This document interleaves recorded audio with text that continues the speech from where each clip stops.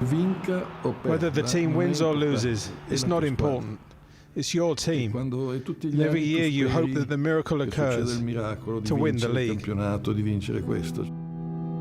For many, supporting a team is a big part of their identity. For Steve Amaui, a top bridge player who has lived all over the world, his identity is Inter.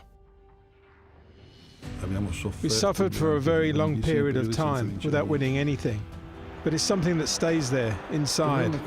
And I have to say that the emotions that a person feels inside San Siro when Inter plays are incredible. It seems like magic. It's a stadium that's seen so many memorable moments. But in May 2001, Steve and all Nerazzurri endured a night to forget. When I arrived in Italy in 2000, I lived for a year at my sister's house. At my sister's house, they are all massive Milan fans. And the famous derby happened where Inter lost 6-0. I had to suffer 6 goals like that. It was a dramatic and terrible evening. If I can remain an Inter fan after that night, I can remain an Inter fan forever. Steve's loyalty was rewarded years later. When he purchased a season ticket in the summer of 2009, little did he know he was about to witness firsthand an historic treble of Serie A, Coppa Italia and Champions League. It was Inter's magic year. We won everything that we could have won. We knew that we couldn't lose. There was one game, Inter versus Siena, that we were losing, and there were 10 to 15 minutes left, and Mourinho got up and started to raise his hands, like he was saying, "Come on, they need your support."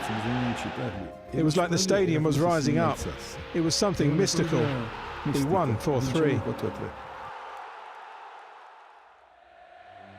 Mourinho's departure signalled the start of a decline for Inter, and after missing out on Champions League football for 7 seasons, their return to the competition was long overdue.